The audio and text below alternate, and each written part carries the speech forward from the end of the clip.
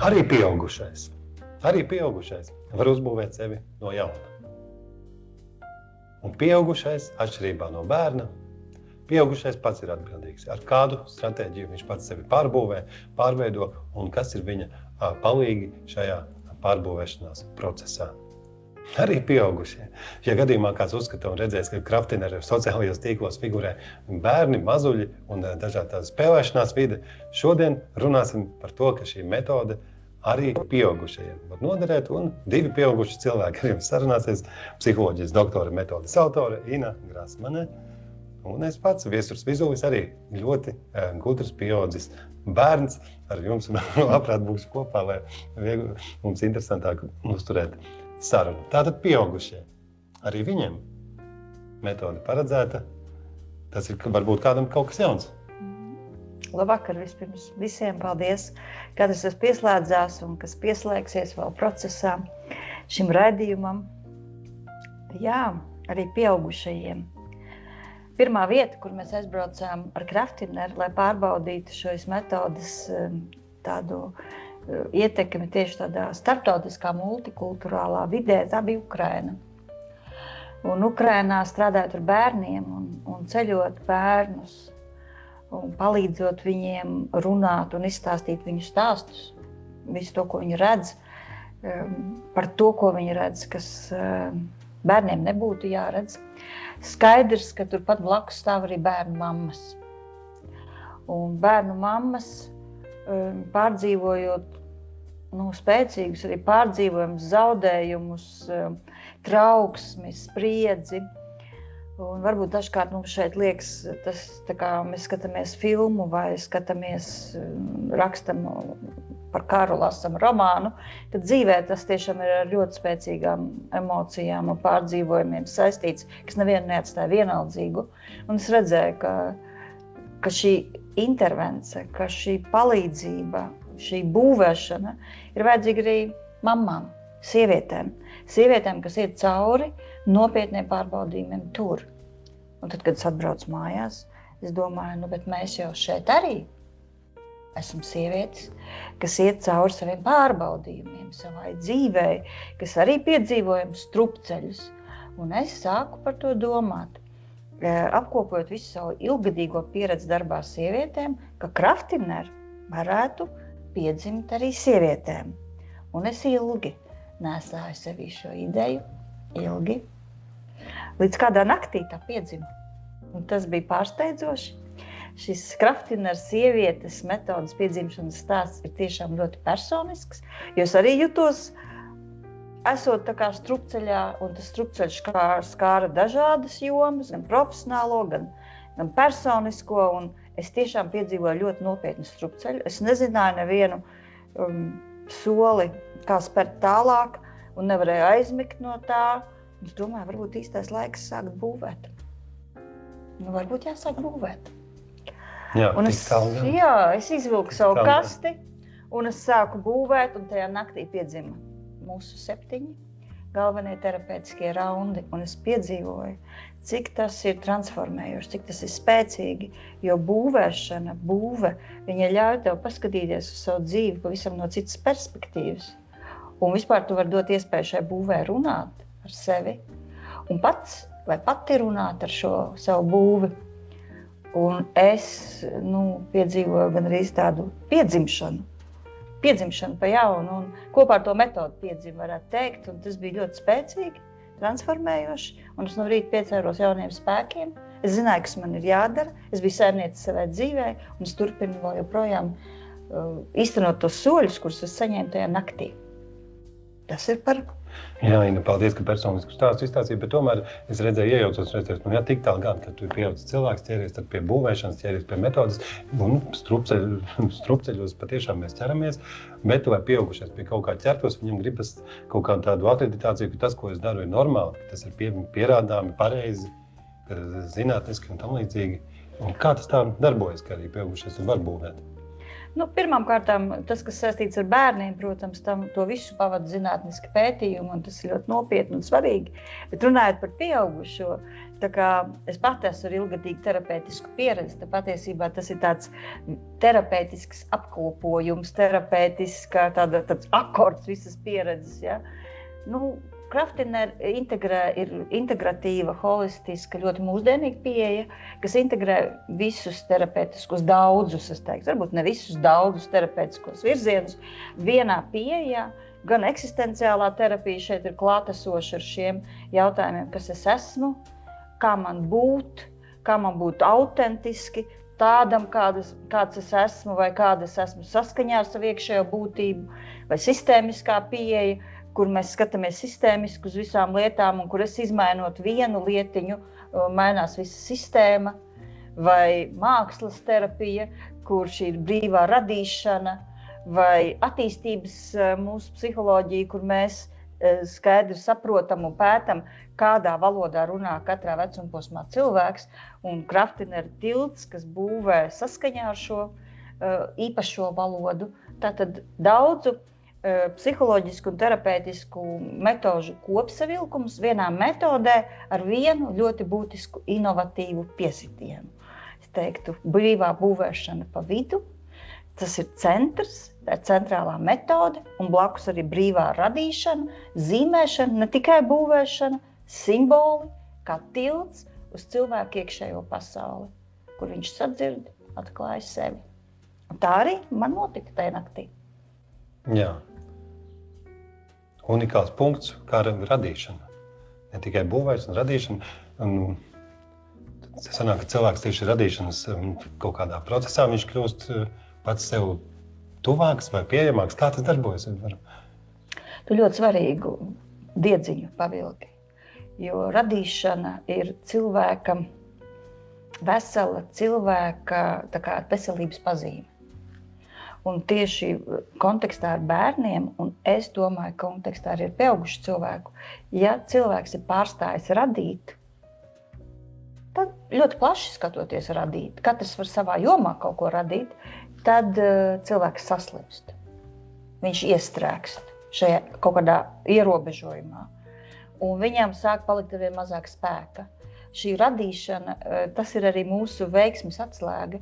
Patiesībā mēs atveram šo kanālu, šo radīšanas kanālu gan bērniem, gan arī pieaugušam cilvēkam. Ja viņš sāk radīt, tad viņš kļūst par saimnieku savai dzīvē. Ja viņš sāk radīt savu bildi, kur viņš atrodas, uzbūvēt to, šis radīšanas process, tā ir tā kā spēle, kas mazliet noņem aizsardzību, tajā pašā laikā tā dziļa spēle, kas tev ved ļoti, ļoti dziļi. Tā ir tāda īsta dzīves spēle, varētu teikt. Jā. Arī pieaugušais var uzbūvēt sevi no jauna. Arī pieaugušais, to darot, tomēr ir atbildīgs pats par savu stratēģiju un par saviem līdzgaitniekiem, kas sevis pārradīšanā notiks. Tas šīs dienas terapeitiskajā dzīves laboratorijā ir galvenais kodols, šie divas galvenās atziņas, ko mēs ar Inu iepriekš vienojāmies, ka raidījuma laikā es atkārtošu vairākas reizes. Ja gadījumā jūs izvādzat ārā, lai šīs divas lietas jūsu prātā paliktu, un pēc brītiņa arī mēs kādu metodi, kā tad mums jau tagad, jau mājās, ķerties pie sevis pārradīšanas, mēģināsim jums dāvināt, un pirmkārt tāpēc mēs iedāvinājām iepriekšējā sarunas daļā sarunu, ka tas ir nopietni, tas ir pamatoti, tas ir zinātniski, un mums nevajadzētu justies muļķīgiem vai bērnišķīgiem pašiem pret sevi. Man dažreiz pašam tā ir, liekas, es jau esmu pieaugušais un bieži runā par iekšējo bērnu, un vai ir tāds, ka tev kā zinātniece ir populārs atšķirības definējums starp pieaugušo un bērnu? Kurš tad ir tas pieaugušais? Varbūt mūsu Kraftiner kontekstā pieaugušais cilvēks uzņemas pats atbildību par savu dzīvi. Tas, kā tu saki, tajās gudrībās. Pieaugušais cilvēks pats atbild arī gan par to stratēģiju, gan par palīgiem, kas man varētu palīdzēt būvēt manu dzīvi. Šajā gadījumā, ja es piedzīvoju un ja mēs būvējot savu dzīvi ar mūsu metodas palīdzību piedzīvojam to, ka mums atnāk kāda ideja, atklāsme, kas mums ir jādara, kā mums jāattīstās, tad es atbildu par to, lai es sagatavotu savu ceļu, lai es atrastu palīgus, lai es iekārtotu komandu, lai es ieslēgtu galu galā šo attālināto raidījumu, varbūt, lai mēs esam jūsu komanda un pavadoņi, un varbūt vēl kāds cits speciālists, draugs, terapeits, mācītājs, un tā tālāk. Tu par to atbildi, kā pieaugušais cilvēks. Bet bērnam mums jādodas ir palīgām. Vienkārši tas ir mūsu pienākums iet pie viņa un runāt. Tad tevs pienākums ir iet pie kāda cita un runāt, parūpēties par sevi. Jā, parūpēties pašam par sevi, neuzkraut atbildību tikai uz tevi. Jā, atbildību mēs vienmēr sadalām. Arī terapeitiskā procesā mēs sadalām atbildību. Tad terapeits, pieaugušajiem būtu jāuzskata, ka terapeits nav atbildīgs par viņa dzīvi. Un dabiski tā jau kā liekas. Varbūt es mazliet varētu to kodolu, pateicoties, kam tās pārmaiņas notiek, arī pieaugušo cilvēku. Jā, sapratu, tas būtu interesanti. Jā. Par radošumu un to būvēšanas procesu mēs jau runājām, bet kas vēl? Un tāpat kā mēs runājam par to kodoliņu, ka mēs ar bērniem strādājam, tad mēs viņiem stāstam stāstu, pēc tam viņi iet būvēt, mēs dodam uzdevumu, vai jautājumu, viņi būvē atbildi, tad viņi stāsta savu stāstu, un tad ar to viņi aug un ārstējās. Tātad tas bija bērnu kodols. Mēs uzaicinām sievietes uz šo terapeitisko dienu, jau pavisam drīz, piekdienā mums ir sestdienā mēs gatavojamies. Sestdienā mums ir pirmā pilotu diena šajā metodē, un es domāju, ka mēs uzaicināsim kādu noteikti arī šajā studijā pastāstīt par savu pieredzi ar Kraftineru šajā transformācijas dienā, bet šādas grupas noteikti būs daudz, tāpēc mēs aicinām arī interesēties un pieteikties, bet būtība ir arī tikpat vienkārši, cik bērniem. Katra sieviete, nākot uz šo dienu, terapeitisko dienu, sagatavo savu strupceļa stāstu. Viņas jau gatavojās, viņas mūs iesniedz šos stāstus, mēs apkopojam, mēs viņus izveidojam, skaisti noformējam, un pa lielam mēs viņus sagaidām ar jau viņu stāstiem. Ar strupceļa stāstu? Strupceļa stāstu. Pēc kaut kādiem konkrētiem kritērijiem rakstītu? Jā, mums ir vesela aptauja, kuru sieviete izpilda to, un tas pats pildīšanas process ir ļoti terapeitisks. Es arī vakar pildīju pati un piedzīvoju, ka tas ir ļoti, ļoti dziļi mūs aizved, jo tā pati gatavošanās. Tad viņas atnāk, un tad ir pirmais rauns pēc iepazīšanās, tad katra meitene dalās ar savu strupceļa stāstu. Viņai ir viņas kartīte, kas viņai palīdz, jo tas ir jāizdara īsi, mēs tur esam daudzas. Jā. Tā nav tāda terapija, kur mēs visu dienu runājam, jo patiesībā mēs esam atnākuši būvēt, un viņas dalās ar šo savu strupceļa stāstu. Tā tad ir stāstīšanas daļa. Tā tad būs, visi to dzirdēs. Visi to dzirdēs, un tā jau ir otrā terapeitiskā intervencija. Ja? Tad es gatavojos, tad es to visiem pasaku, mēs visas klausamies, tad ir nākošā. Sievietēm tiek šīs kartiņas samēnītas, un katra dabūna kādu citu kartiņu. Un tad ir jautājums, kā tev ir iekāpt tās otras kurpēs. Un tad ir speciāla metode, kā sievietes dod atpakaļ saiti. Ko es jūtu tur? Kas man nāk prātā? Ko es domāju, ka es gribētu darīt šajā situācijā? Un tā atkal ir jau tāda perspektīvas maiņa. Kāds cits skatās uz tavu stāstu no cita punkta. Un pēc tam mēs dodamies būvēt. Mēs būvējam. Tur vairāk ir būvēšana, transformēšanos saistīti uzdevumi, caur kuru dzimst vēl viens tavs stāsts. Tas stāsts, kas tev palīdz vairāk apzināties, kas notiek šajā tavā strupceļā. Un tad tu runā par to. Tad tu ļauj tai bildē runāt, tu raksti, tā saruna ar sevi, kas tev noved pie jaunām izvēlēm. Tu izvēlies, un beigās tu pasludini savas izvēles, savus soļus, un mēs dzimstam kopā un noslēdzam ar sadošanos rokā un tādu sievišķīgu atbalstu viena otrai, kas tiks organizēta pēc tam vēl 30 dienas pēc šī tikšanās. Tātad ļoti jaudīgs rīks, atbalsta instruments sievietei, lai viņa patiesi transformētu sevi un savu dzīvi. Jā, Kā tas izklausās? Izklausās iespaidīgi, un tāpēc arī tie, kas tagad dzird un labprāt uz tādu dienu pieteiktos, mēs tiešām centīsimies Facebookā, Instagramā informēt, ja tādas brīvas vietas, tad, kad tādas būs. Tad šobrīd jums nav jāuztraucas, ka jūs varat kaut ko palaist garām vai ka tūlīt jāraksta par šādu iespēju attiecīgi un ko tas no jums prasa un kad varētu notikt. Mēs centīsimies, mēs informēsim saulēcīgi, un tas, kas notiks sestdien, tas tu sauc par pilotu projektu. Tāds sava veida tāds kā akreditēšanas testa režīms drīz būs beidzies, un tad jau aicināsim dāmas uz šādu sievišķīgu transformāciju, kā Ina teica. Un visu tas strupceļš visu laiku izskan tas vārds strupceļš. Par ko mēs domājam? Par tādu kā mēs teikt, akūtu strupceļu vai arī par tādu ilgtermiņa strupceļiem. Varbūt katram ir sava izpratne par šo vārdu.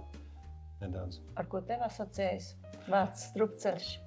Tagad vairs tiešām ir strupceļš, ka tālāk vairs nevar. Bet tev ir pazīstama tāda sajūta, ka tu tālāk vienkārši nezini. Tu nezini. Citreiz ir kaut kādas situācijas, kas atkārtojās. Kā papildu atkal tur nonāca tajā punktā, un tu nezini. Tu saproti, ka tu tur negribi būt, bet tu tur esi. Jā. Vai tu esi kaut kādos tādos apstākļos, tu jūties viņos iesprostots, bet tu nezini, kā tu saproti, ka kaut kur ir brīvība. Arī ļoti eksistenciāli ir tā brīvība. Katram mums ir brīvība, bet kur ir mana brīvība? Cilvēks var uzdot jautājumu. Bet ir ļoti sarežģītas attiecības, kur tu nesaproti, tur ir kaut kāds saslēgums, un tu nesaproti, kā to nekā atslēgt, nekā aiziet, tu vienkārši stāvi, kā iesprostots tajā. Un atkal, kur tad ir mana brīvība, kur tad ir mana izēja? Un daudzas cilvēku dzīves situācijas, vai ir slimības, kuras tu vienkārši nevar nekādi ietekmēt, tas vienkārši ar tevi notiek, vai ļoti daudz strupceļi cilvēkiem ir. Un tad viņi arī ir dažādi, ka cits var būt savā strupceļā 3 gadus, cits var būt pēdējās 3 nedēļas ļoti sāpīgā strupceļā. Visādi var būt, jā. Stress var būt hroniski, tiešām un ilgadīgi, un vienā brīdī tev liekas, es gribu izrauties. Man liekas, ka man ir tāds spēks, bet es nezinu, ko. Šis ir tas brīdis, kad var atnākt uz Krafteneru terapeitisko laboratoriju, paskatīties uz savu dzīvi no citas perspektīvas, no citas skatu punkta. Jā, es jau arī piesaku sievietēm, vienīgā problēma. Ļoti labi, ka tu iesaki. Es domāju, ka mēs nonāksim līdz vīriešiem, jo es jau satikusies ar vienu savu kolēģi, viņam ļoti patika šī iecerē. Viņš tagad domā, arī speciālists. Viņš domā par to, kā to transformēt vīrietim. Es domāju, ka mēs paralēli izdzīvosim gan vīrišķus, gan sievišķus procesus. Un tā mūsu cilvēks paliek mazliet veselāk. Zini kā, un pats, man liekas, jaudīgākais šitajā visā stāstā ir tas, ka šādas laboratorijas notiek Latvijā, dzimst Ukrainā, dzimst Lietuvā. Jau ir sākušās sarunas ar Zviedriju un Āfriku. Un tieši tā pasaules, tā globālā terapija, man liekas, tas ir tik jaudīgi un interesanti. Man personīgi, kā terapeitei, ļoti aizraujoši un nervu kutinoši. Man liekas, tas ir vērtīgi. Mēs esam liels spēks visi kopā. Un es sapņoju, ka būs tāda konference, ka mēs visi varēsim sanākt. Krafteneru fani.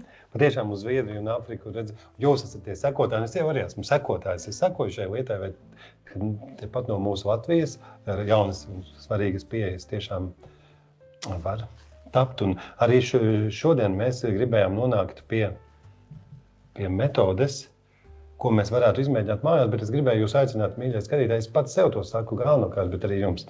Tātad, man ir bijis gadījums, kad es nopērku grāmatu par bērna kreiļa audzināšanu, jo viņš ir kreilis, un liekas, un redzu, ka būs man tagad padomi, kā specifiski audzināt kreili, un grāmatas otrā pusē, ko es redzu? Izrādās, autori ir no Salas novada Jēkabpils rajona no Latvijas, no kurā pie tam es esmu dzīvojis un audzis. Un kas man ieslēdzas refleks, tā jau tikai Latvija. Ko tad viņi man var iemācīt, kā audzināt kreili? Nē, mīļie, tas, ka mēs esam Latvijā, tas nenozīmē, ka mums ir mazāk spēka, un tas, ka jūs paši esat savās mājās un gribētu pamēģināt kādu metodi, bet liekas, ka ko es te muļķošos, vienmēr ir kārdinājums izlasīt vēl kādu citu metodu, piekrist, ka viņa ir laba metoda, noteikti tiem citiem strādā, nonākt. Varbūt tiešām vajadzīgs ir strupceļš, vai tu nonāktu līdz tam, ka tu pats ar sevi vari pastrādāt arī bez speciālista, arī nesamaksājis viņam 50 vai 70 vai 100 eiro. Un tas ir vesels pakāpiens. ka tu vari pats ar sevi darīt kādu lietu un nejusties tajā muļķīgs vai nevērtīgs. Tas bija mans gudrais referāts pirms mūsu metodes praktiskās puses. Padomā, kāds dažs klučus, tur ir, man liekas, kraftineri, mums klucīši. Kas ir kraftineri? Var jāatbild jautājumu, ja? Kas ir kraftineri? Pavisam vienkārši. Tie ir loka klucīši, bet tur tajā kastē ir ne tikai klucīši, tur ir dažādi materiāli. Tur ir dzīvnieki un ķēdes un riteņi un bērza bluķīši, ļoti dažādas lietas. Un kraftineri tā burvība ir tajā, ka tu atvērs tavu kasti un tur nekā nav gatava. Tur tikai kluči. Bet, ja tu pastīsies šāds klucis, viņš var kādā bildē būt cilvēks. Citā bildē viņš var būt krēsls, vai pat burts vai jebkas. Un tā ir kraftinēra burvība un būtība, caur kuru, kas ļauj uzcelt cilvēku no iekšpuses. Tā kā nekas, un tieši tas nekas palīdz dzimt kaut kam, kas esi tu, kas esi tava autentiskā balss. Un es pati strādājot ar bērniem redzu, ka bērni no šī no kā, viņi uzrada tādas bildes, tādus stāstus, ka, ir ko pamācīties. Vispār ļoti interesanti. Man ļoti patīk šie bērnu stāsti. Tad mācamies. Jā, mācamies. Mums ir mācīties. Un es tev aicinu, kāpēc tev gribu iedrošināt. Tev droši vien atkal nav tās kastes, protams, mājās, bet tas nekas. Gan jau kādreiz varbūt tu gribēsi viņu iegādāties, bet kamēr tu neesi iegādājies, paņem mājās sklučus, kamoliņus, gliemežvākus, dažādas lietas, kas tev ir mājās, svečturus. Šampaniešu korķus daudziem ir daudz. Jebko, akmentiņus. Jebko savāc pats savu kraftineru kolekciju. Ar to viss sākās. Savāc, atnes mājās un tavs uzdevums. Sasēdini savu ģimeni, aplī, visu tev ar uzdevums. Sasēdini visus dīvānos, mīkstos vakara un saki, es tev gribu izstāstīt stāstu par kādu cilvēku, kuram bija ideja. Un viņš visu dzīvi meklēja, kā šo ideju īstenot. Un, kad tu pastīsies pa labi, pa tu kreisi, tu ieraudzīs cilvēkus, par kuriem tu gribētu stāstīt. Mums Latvijā, starp citu, ir lieliski, ļoti talantīgi cilvēki, kas ar savām idejām aiziet pasaulē, bet tas viss kaut ko maksā. Un tur ir apakšā ir stāsts. Un pastāst saviem bērniem kādu tādu stāstu, kādu uzvarētāju stāstu. Kā piedzima ideja, kā cilvēks cīnījās, kā viņu nesaprata, kā viņš mocījās, kā viņu pārprata, kā viņam nebija par ko, un bija tikai tādi daži koka kluči. Un vajadzēja tad būvēt un radīt, un kā viņš uzbūvēja, un kā pasauli paskatījās kā uz kaut ko ģeniālu, vienreizēju. Tā es arī eju ar saviem koka klučiem pie cilvēkiem no visas pasaules, viņi saka, ļoti interesanti ideja. Ļoti interesanti ideja, 2 kluči, ja? Redziet. Un šādi izstāstu un tad saki savai ģimenei. Es arī gribu, lai mēs visi pabūvējam savas idejas. Uzbūvēsim katrs savu talantu māju. Un neko vairāk. Kāda tava talanta māja būs? Tā būs tava māja. Un pieaugušiem es vēl teiktu, lai tajā tavā mājā ir vismaz 10 atbildes uz jautājumu, kas es esmu. Tā nav viena talanta māja. Tev ir viena, bet tur ir daudz istabas droši vien. Un katrā istabā ir kāds iemītnieks. Kas tev nāk prātā? Jā, man nāk prātā, ka pat man teātra improvizēšanas pieredze liktos diezgan pārvarēt to tādu pirmo uzsākšanas brīdi, vai ne? Liktos grūti. Un bērniem tā arī ir. Viņiem ir grūti sākumā uzsākt. Bet tad, kad mēs viņus bišķi iedrošinām un arī savu bērnu sevi iedrošinām, vienkārši sākt, es parasti saku visiem, vispār neko nedomā. Galvu noliec skapī uz brīdi. Vienkārši ņem to, kas tev ņemās. To, ko tev roka ņem, un radi, liec tos klucīšus, kaut ko būvē un dari kaut ko. Un ļaujies procesam. Un tā bilde pati sāks tev runāt. Tās istabas tev atklāsies, tavas būtības istabas. Un tur atklāsies, sapratīs, šitas ir tas par to manī, un šis ir par to manī. Un tad, kad jūs esat pabūvējuši un sabūvējuši, tad stāstiet stāstus par to, kas tur ir piedzimis. Un es tev varu apsolīt, iestur, ka tu dzirdēsi tādas lietas no savas ģimenes, arī no savas sievas, arī no saviem bērniem, kurus tu nekad nedzirdētu tādā ikdienas komunikācijā, jo Kraftiners ir tilts uz iekšējo pasauli. Un bērni paši sāk runāt lietas, kuras viņi nekad nav runājuši, un tu pats sāksi runāt lietas, kuras tu nekad neesi runājis. Un vienkārši tu satiksi sevi. Un tā ir tā burvība. Un tā ir metode. Pamēģiniet. Mana talantu māja, manas istabas, kurās dzīvo mani talanti, kas atbild pieaugušiem tas ir. Uz jautājumu 10 atbildes, kas es esmu.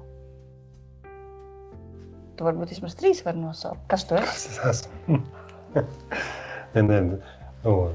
Vienīgi man tas atklāt sakot, vai uzreiz, vai mēs precizējam, kas es esmu, tas izklausās plašāk, vai kas ir man, nevis kas ir man talanti, bet kas es esmu, skan šis jautājums. Un zin kā, tu sāks ar talantiem un nonāks līdz tā, kas es esmu. Tad, kad mēs dodam bērniem uzdevumu, mēs neliekam nekādas viņiem nosacījumus vispār. Es vienkārši tevi kā pieaugušo cilvēku aicinu iet dziļāk pie savas identitātes, pie savu kodolu. Ja tev varbūt talants improvizācijas teātrī kaut ko darīt, un varbūt tas ir tavs talants, bet vai tu tas esi? Bet, ja tu atbildēsi saistībā ar šo talantu, kas es esmu, varbūt es esmu radošs cilvēks, varbūt es esmu improvizators. Ja tu esi, tad forši, tad ejam uz priekšu. Kur ir nākamā istaba? Jā, tev ir varbūt mūziķa talants, bet varbūt tu neesi mūziķis. Varbūt tu esi vienkārši cilvēks, kas mīl mūziku. Ļoti dažādi tas var formulēties, bet tajā ir daudz atslēgu par identitāti un par būtību. Tātad, draugi, apsēdināt savu ģimeni vai kaut vai divi tā paši sevi viens ar otru aplī, uzklausīt stāstu vai nolasīt, atrast to internetā par kādu veiksmīgu ceļu uz idejas piepildīšanos un tad būvēt savu talantu māju, atbildot uz jautājumiem 10 veidos, kas es esmu. Te jau mazliet sapjūk gan tajā, ka ja man ir iepriekš definēti skolas vai manos dzīves gados, kādi tad talanti man ir, es kaut kādus viņus zinu, un tad var rasties sajūta, tāda kā informācija, ka man citu nav. Tikai tie, kas ir. Man nemaz nav 10 talantu. Tad man 10 citas lietas, kas es esmu. Ko darīt ar tiem talantiem, kuri mums vēl nav? Kā tev šķiet? Zini kā, ej tālāk. Un būvēšana mums aicina iet tālāk. Tu būvē to, ko tu nezini, ko tu būvē. Tu vienkārši atļauj rokai būvēt. 10 talantu tev nav. Tev 50 vismaz ir, bet atļauj rokai būvēt, lai tā būve tev pastāsta par tevi. Ej kontaktā ar to būvi. Bērniem tas notiek dabiski, autentiski. Viņi vienkārši tajā dzīvo, viņiem pat citas valodas nav, jo viņiem nav galva. Mums ir gudrās galvas. Viņas traucē mums dažkārt būt tam, kas es esmu. Par to stāsta Kraftiners. Kraftiners ar tevi meklē atbildi uz jautājumu, kas es esmu. Un tā cilvēks, kas zina šo atbildi, ir cilvēks ar augstu garīgo intelektu. Un Kraftiner ir stāsts par to, kā augt, formēties cilvēkam ar augstu garīgo inteliģenci, būt pašam, būt harizmātiskam, spēcīgam cilvēkam, kas spēj atnest pārmaiņas tur, kur viņš ir, ar to, kas viņš ir. To teica psiholoģijas doktore Inna Grasmane. Tas nav vienkārši tā kaut kāda vienkārša spēle. Ja jūs to darat, gan neuztraucieties, akreditēta, validēta un visādi ziņā aprobēta. Ir šāda metodoloģija. Jā, varbūt tas mazliet, es tam vēl ar vienu savu filozofiskajā neskaidrībā, vai, piemēram, kas es esmu, vai tas, ka es esmu tēvs, tas ir mans talants, tas nav talants, tas ir vienkārši, kas es esmu. Tas ir daļa no tavas identitātes. Jā. Bet gan jau, ka tajā ir kādas nokrāsas. Ko tu domā par to, kāds tu esi tēvs, kāds tu esi tēvs. Gan jau tur ir visādas stāsts atkal par to, par šo tēvišķo daļu, par šo istabu, kas ir es esmu tēvs. Tad šī metode tev ļautu pastāstīt šo stāstu. Man liekas, ka tajā ir daudz atbrīvošanas, daudz dziedināšanas tieši šajā runāšanā, stāstīšanā un reizē būvēšanā. Ko? Laikam ir laiks doties mūsu meditācijā.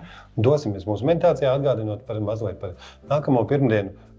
Tātad nākamā pirmdiena atkal notiks šāda terapeitiskās dzīves laboratorija ar nosaukumu Kraftiner, kurā mēs iedrošināsim arī uz kādu praktisku metodi. Un viņa tā notiks jau YouTube live stream vidē, kas nebūs šīs Teams, bet to mēs laicīgi centīsimies painformēt Un tikko man aizbīdīju kameru. Un vēl arī to mēs centīsimies atgādināt. Un, protams, šo ieintriģēto reklāmu par sieviešu programmu un vēlāk arī vīriešu paredzamo kraftinieru programmu. Jūs nenokavēsiet, par to nesatraucieties. Jā, un nu ko? Darbs ar sevi, būvēšana ar vārdu. Terapija jau pa lielam ir būvēšana ar vārdu. Un šodien es atkal tevi gribu aicināt uz ļoti sievišķīgu meditāciju, bet es nezinu, vai mums ir pieslēdzies kāds vīrietis, bet šīs sievišķās meditācijas dara arī vīriešiem, jo katram vīrietim ir sava sievišķā daļa. Arī vīrišķā daļā, un katram vīrietim jābūt Katrai sievietei ir savā vīrišķā, sieviete, kurai nav vīrišķā rozīnīta, viņa varētu būt neinteresanta. Kaut kas. Piekrīt. Tur tajā visā ir, vai ne? Jā, nu ko, tātad šodien pārdomas meditācija par ļoti svarīgu sievietei tēmu – atlaišana. Un atlaist, tas ir līdzvērtīgi dažkārt piedot.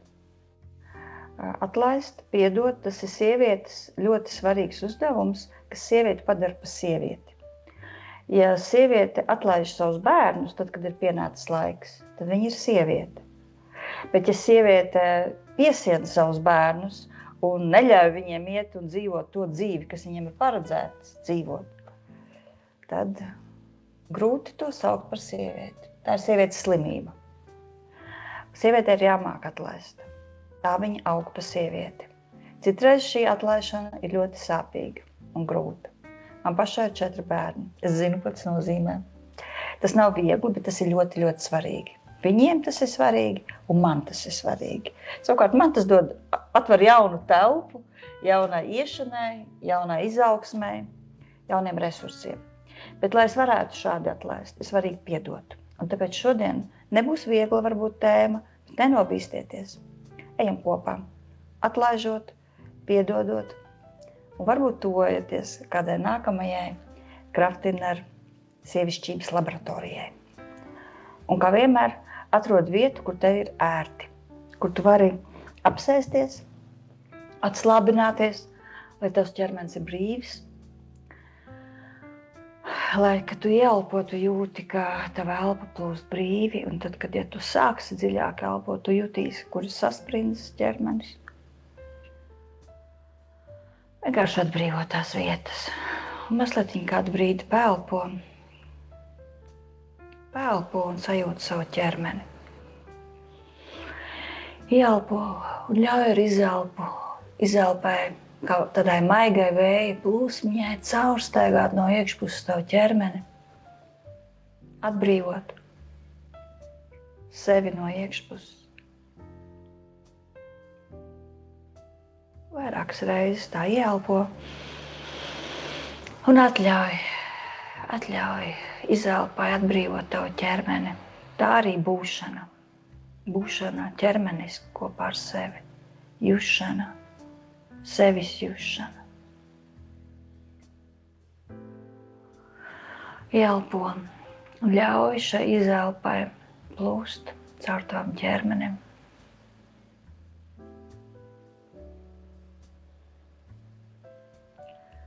Mums visapkārt ir viss tas, kas mums ir vajadzīgs. Mums ir gan mīlestība apkārt, gan brīvība, gan dzīves prieks. Tev tikai ir jāiemācās to paņemt, ieelpot. Un tu zini, kas tev ir vajadzīgs visvairāk. Kādai ir vajadzīga brīvība, kādai ir vajadzīga drosme, kādai ir vajadzīga mīlestība, kādai ir vajadzīgs miers. Piešķir ar savu iztēli, tai lietai, tai stāvoklim, tai emocijai, kuru tev vajag vairāk sevī, krāsu. Mūsu iztēle ir jaudīgs, terapeitisks rīks. Iedomājies, ka tev šī krāsa ir visapkārt. Ja tev vajag mieru, tad iepludini visapkārt gaisu savā miera krāsā. Vai ja tev vajag drosmi, tad dari to ar drosmes krāsu. Vai ja tev vajag mīlestību, tad piešķir gaisam mīlestības krāsu. Un ieelpo to, ieelpo šo gaisu. Un ar izelpu ļauj šai krāsai plūst tevī caur katru tavu šūnu ķermenisko. Galvā, sejā, kaklā, plecos, tā uz priekšu. Lai šī krāsa līst tevī līdz pat kāju pirkstu galiņiem.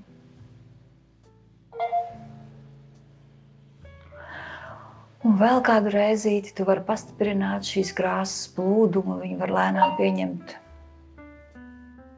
spēku, varbūt kā ūdens tāds spiediens, kā ūdens kritums līdz tevī. Piepludini sevi ar šo sev tik vajadzīgo krāsu līdz pirkstu galiņiem. Un turpini šādi strādāt ar sevi, elpot, bet es tev vedīšu tālāk. Šis arī ir veids, kā tu vari apstāties pie sevis.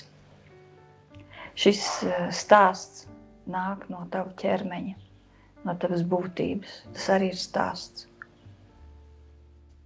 Bet es tev vedīšu tālāk. Droši vien mums katram dzīvē ir cilvēki, ar kuriem mums ir grūti. Un šodien es tev gribu aicināt satikt kādu no šiem cilvēkiem, kurus grūti atlaist. Pie kuriem domas atgriežas, pie kurā viena izvēlies vienu. Pie kura emocijas apstājās. Pie kura tu kaut kur zaudē sevi. Zaudē savu mieru. Mums katram ir šāds cilvēks. Kādam tas var būt arī bērns. Bet tas var būt arī pieaudzis cilvēks. Tas var būt tavs vecāks, vai tas var būt tavs dzīves biedrs dažreiz. Turpini iepludināt sevī šo savu krāsu, kuru tu izvēlējies, turpini viņu ieelpot, bet paralēli savā iztēlē pamēģini šo cilvēku ieraudzīt savā priekšā. Nostādi viņu savā priekšā. Un paskaties iztēlē uz šo cilvēku. Ja vari, pasties viņa acīs.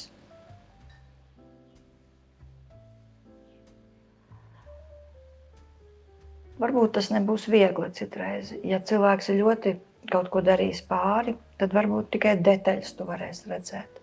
Tas nekas. Dari tik, cik tu vari. Atļauj šim cilvēkam nostāties iztēlē tavā priekšā. Tu pat vari paņemt iztēlē krēslu un ļaut viņam apsēsties, lai viņam arī tavās domās ir bišķi ērtāk. Atļauj viņam sēdēt. Un tu sēdi. Un paskaties uz viņu. Un turpini elpot. Un ieelpot savu krāsu. Un paskaties uz šo cilvēku. Ieskaties viņam acīs.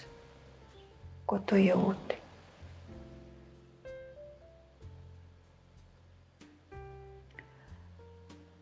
Un šādi esot ar to, ar kur tev grūti, tu vari pieņemt kādu lēmumu. Piemēram, tu vari pieņemt lēmumu, es gribu atlaist tevi. Es gribu atlaist visus parādus, kas tev ir pret mani. Es gribu piedot visu to, atlaist, kas man traucē būt brīvai. Es gribu piedot, ja ir bijuši pārnodarījumi. Es gribu to izdarīt sevis dēļ, jo es gribu būt vesela. Es gribu būt brīva. Un es to izlemju, es to nolemju, es to izvēlos. Un ja tu patiešām jūti, vai tu vari teikt, es gribu to izvēlēties. Es to vēl nevaru, bet es gribu izvēlēties. Jebkurā gadījumā, savā iztēlē. Paņem savās rokās bļodu. Aizies uz vannas istabu. Ielej tajā siltu ūdeni.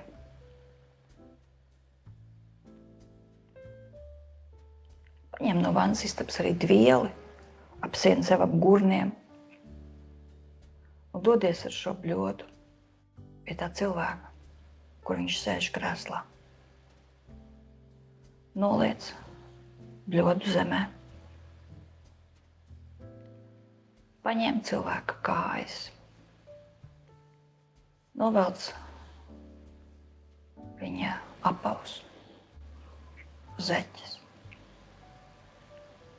Ja nepieciešams, uzroti bikses. Un iemērc viņa kājas bļodā, siltā ūdenī.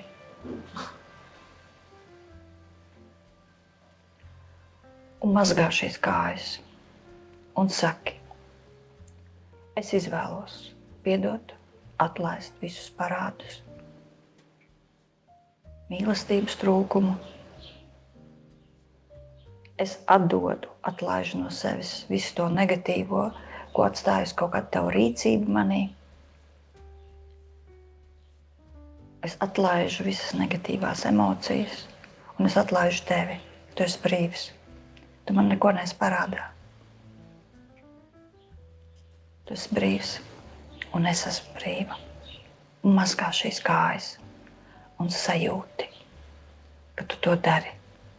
Tā ir iniciācija. Tas, ka tu to dari, tā ir tava iniciācija. Tikai brīvs cilvēks spēj noliekties pie otra kājām. Īpaši situācijās, kur ir bijis kaut kas grūts.